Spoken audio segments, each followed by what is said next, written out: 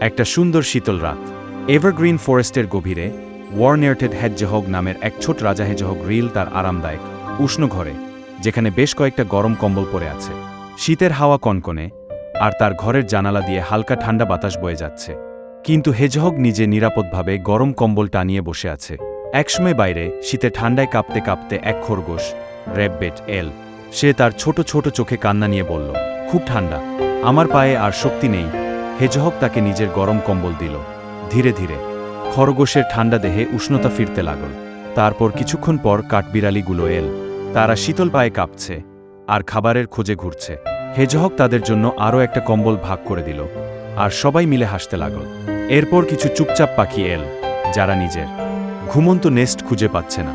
হেজহগ ধীরে ধীরে সব পাখির জন্য জায়গা বানিয়ে দিল, তাদের ঠান্ডা শরীরে উষ্ণতা পৌঁছে দিল।